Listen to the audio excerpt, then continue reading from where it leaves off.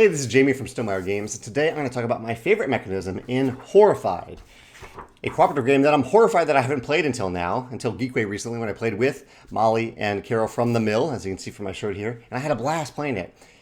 This is an against the game style cooperative game where you're working together with other players to play against the game when the game is actively trying to get you to lose.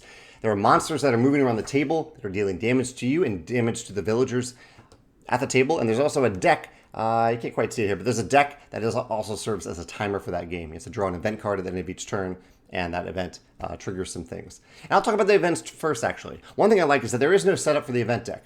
The event deck is designed in such a way that you just shuffle it up and play, which I really like, especially in a pandemic-style game. Shuffle and play. And it leaves some opportunities to feel lucky throughout the game, because each of those cards, each of the event cards has specific icons on it that pair with different monsters. So like here's the mummy. We happen to have the mummy in our game along with two other monsters. If that event card comes up and it has the mummy icon on it, it means that you activate the mummy for that turn. You roll some dice to determine if the mummy is dealing damage versus dealing with the mummy's little mini game here and regressing on the mummy's mini game. So there are icons on there, and sometimes you might be playing a game without the mummy, and you'll pull that card with the mummy, and it'll feel good all of a sudden because you don't have the mummy in your game. You don't have to deal with it. But to ensure that there's still tension in every single game, no matter the combination of monsters, there's also a little token. You can kind of see in the background there. It's a flame token. It represents the monster that's currently enraged. That flame token is always on one of the monsters in the game, one of the surviving monsters in the game. And that flame appears on many of those event cards, meaning that it is saying activate the enraged monster at your game right now. So regardless of which combination of monsters that are in the game, at any given time, there will be an enraged monster that you might have to deal with based on an event card. I thought that was a really nice and streamlined way of incorporating event cards and a variety of monsters into the game. And let's talk about that variety in a second, because that is one of my favorite mechanisms in this game.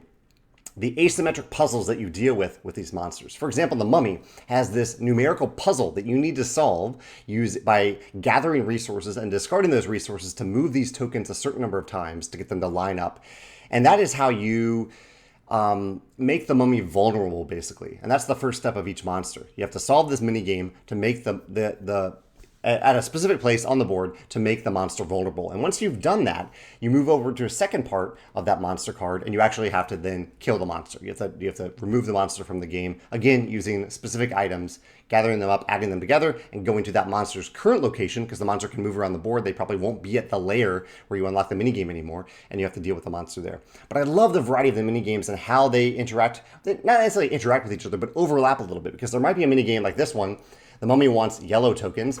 There might be another monster. In fact, right up here, what do we have? Dracula? Yeah, this is Dracula. Dracula, to kill Dracula, also needs yellow tokens. So you have to decide, do I want to use it to take Dracula out and remove Dracula from the board permanently? Or do I want to unlock this minigame so we can even have the possibility of killing the mummy? Really nice interactions there with very simple resources used in the game. And all of this feels very thematic. I like the theme of the minigames. I like the theme of the monsters moving around the table and also having their own lair. I like that the villagers have names and they have starting places and places that they want to go. So villagers are wandering around throughout this village while the monsters are attacking them. It really feels, and just the idea that you're caring about the villagers' health just as much as your own health. That's a nice thematic touch as well.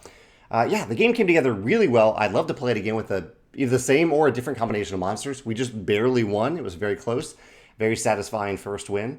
And yeah, I'm really impressed with what they put together for Horrified.